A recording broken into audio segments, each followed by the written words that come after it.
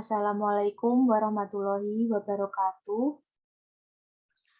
Waalaikumsalam warahmatullahi wabarakatuh. Selamat malam untuk Bu Ambar selaku dosen pengampu pada mata kuliah Akuntansi Perpajakan, dan selamat malam juga untuk rekan-rekan semuanya, dan terima kasih karena telah meluangkan waktunya untuk hadir dalam presentasi kali ini. Sebelumnya, perkenalkan saya Salsa Fitria Saputri. Saya Anita Emma Kurniawan dengan NIM 2012001. Pada kesempatan kali ini kami akan mempresentasikan tentang akuntansi kewajiban dan ekuitas.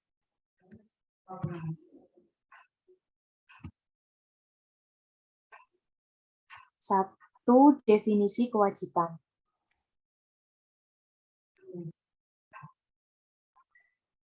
Menurut SAK etap yang diatur oleh IAI tentang kewajiban, diestimasi, dan kontingensi, kewajiban diestimasi adalah kewajiban dini entitas sebagai hasil dari peristiwa masa lalu, dan kemudian terjadi bahwa entitas akan mentransfer manfaat ekonomis pada saat penyelesaian dan jumlah kewajiban pada diestimasi dengan andal. Sedangkan kewajiban kontingensi merupakan kewajiban potensial yang belum pasti atau kewajiban dini yang tidak diakui.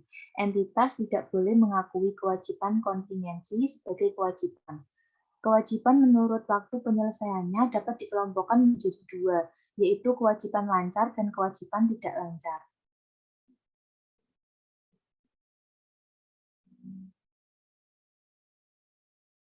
A. Kewajiban lancar.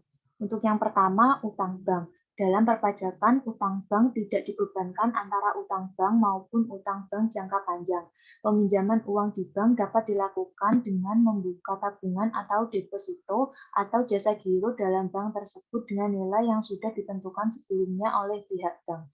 Di satu pihak, bank akan memberikan bunga atas tabungan atau deposito yang ada, tetapi di lain pihak bank akan memungut biaya bunga atas peminjaman yang telah diberikan kepada nasabah. Yang kedua, utang usaha. Utang usaha dalam pihak yang mempunyai hubungan istimewa merupakan saldo dari transaksi yang dilakukan.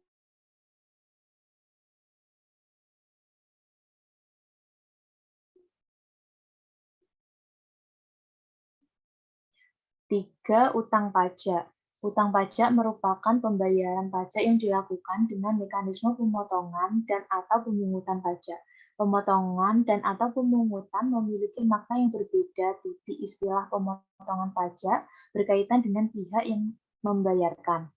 4. Biaya yang masih harus dibayar. Akuntansi menganut prinsip akrual, sehingga biaya-biaya yang telah terjadi yang akan dibayar pada kemudian hari tetap dicatat sebagai periode terjadi yang akan dibayarkan pada kemudian hari dan tetap dicatat pada periode terjadi biaya tersebut. Titik utang biaya dapat merupakan utang gaji atau upah, utang sewa, utang bunga, utang biaya air pump, dan utang biaya listrik. Yang kelima, utang dividen. Pengumuman pembagian laba akan menimbulkan utang dividen, tetapi apabila pembagian laba dilakukan tanpa diumumkan terlebih dahulu, maka tidak akan menimbulkan utang dividen. 6. Utang wesel. Utang wesel merupakan suatu surat utang yang disertai dengan dokumen perjanjian. Utang wesel ini dapat muncul akibat utang usaha yang tidak dibayarkan pada jatuh tempo sehingga muncul perjanjian atau kesepakatan maupun dikeluarkan untuk mendapatkan pinjaman.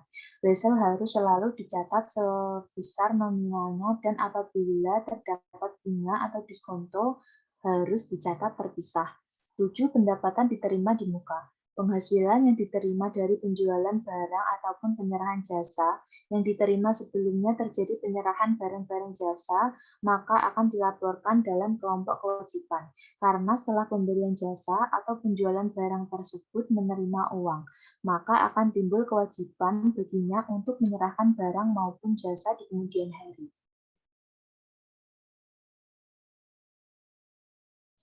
B. Kewajiban tidak lancar. 1. Utang obligasi. Obligasi adalah janji tertulis untuk membayar bunga secara periodik dan sejumlah nilai nominal pada tanggal jatuh tempo. Pada obligasi dapat terjadi adanya agio atau premium dan juga bisa gio atau diskon. 2. Utang hipotek. Utang hipotek pada umumnya hampir sama dengan obligasi, tetapi utang hipotek tidak memiliki agio maupun diskonto. Pinjaman hipotek terutama untuk pembelian tanah dan bangunan umumnya merupakan pinjaman dengan beban bunga tetap dan ditutup pada waktu yang lama. Biaya penutupan hipotek umumnya langsung merupakan beban pada periode tersebut.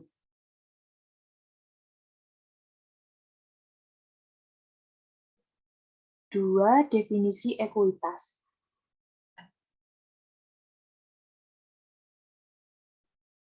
Menurut SAK etap yang diatur oleh IAI, ekuitas sebagai bahan hak pemilik dalam entitas yaitu selisih antara aset dan kewajiban yang ada. Bentuk modal tergantung dari bentuk hukum entitas. Titik contoh, modal perseroan terbatas atau PT terdiri atas saham dan secara hukum terpisah dari kekayaan pemiliknya.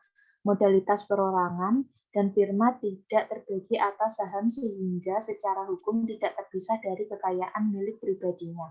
Akuntansi untuk ekuitas badan usaha bukan PT dilaporkan sesuai dengan peraturan perundangan yang berlaku untuk badan usaha tersebut dan SAK yang relevan. Sedangkan akuntansi untuk ekuitas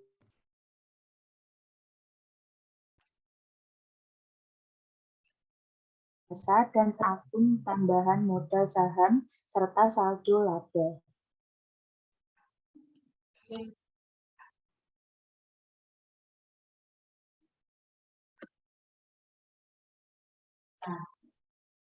Untuk yang selanjutnya akan dibacakan oleh rekan saya. Yang ketiga, aspek perpajakan untuk kewajiban dan ekuitas. Aspek perpajakan untuk kewajiban, yang pertama pajak penghasilan 21, merupakan PPh yang dipotong atas penghasilan sehubungan dengan pekerjaan, jasa, atau kegiatan yang diterima atau diperoleh WP orang pribadi dalam negeri.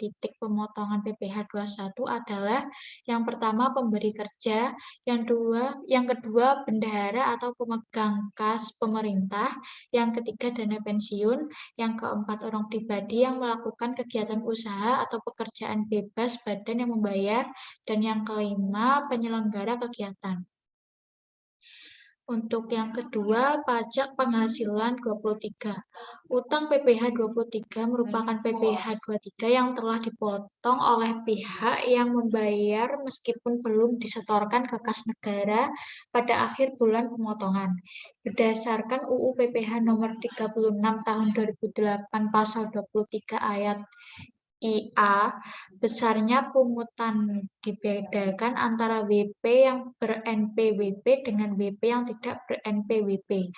Tarif WP yang tidak memiliki NPWP lebih tinggi 100% daripada tarif yang diterapkan terhadap WP yang dapat menunjukkan NPWP.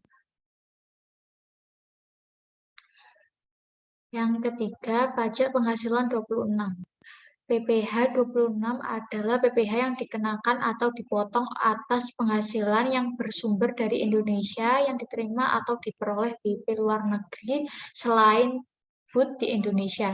Karena BUT merupakan WP luar negeri, tetapi pengenaan pajaknya dipersamakan dengan WP badan dalam negeri. Namun, tidak semua pembayaran kepada WP luar negeri harus dipotong PPh 26 karena harus memperhatikan ada atau tidaknya perjanjian penghindaran pajak berganda atau P3B dengan negara asing.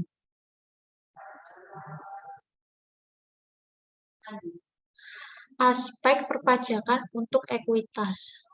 Dalam perpajakan, penjualan saham kepada pihak ketiga yang dilakukan di bursa efek yang dikenakan PPh yang bersifat final berdasarkan PP 14 tahun 1997, maka untuk saham pendiri, pemilik saham pendiri dikarenakan dikenakan tambahan PPh sebesar 0,5% dari nilai saham perusahaan pada saat penutupan bursa di akhir tahun 1996. Jadi total PPh yang dikenakan adalah 0,6% dari nilai saham perusahaan dalam hal saham perusahaan diperdagangkan di Bursa Efek setelah 1 Januari 1997, maka nilai saham ditetapkan sebesar harga saham pada saat penawaran umum perdana. Saat terutangnya atau pemotongan PPh 23-26 ataupun PPh final atas pembayaran dividen atau bagian keuntungan dari PT dalam negeri. Dengan ini disampaikan penegasan sebagai berikut. Yang pertama, bagi PT yang tertutup, saat terutangnya PPh 23-26 ataupun PPh final ialah pada saat disediakan untuk dibayarkan, yaitu pada saat pembagian dividen diumumkan atau ditentukan dalam rapat umum pemegang saham RUPS tahunan. Yang kedua, bagi PT yang terbuka kewajiban perusahaan untuk pemotongan PPh 23-26 atau PPh final baru timbul pada tanggal penentuan kepemilikan pemegang saham yang berhak atas dividen atau recording date.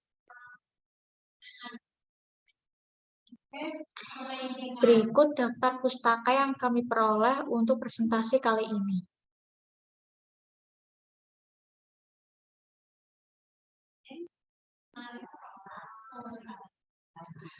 Sekian presentasi dari kelompok kami. Apabila teman-teman ada yang ingin bertanya, bisa menyalakan mikrofon atau menulis di kolom chat room. Terima kasih.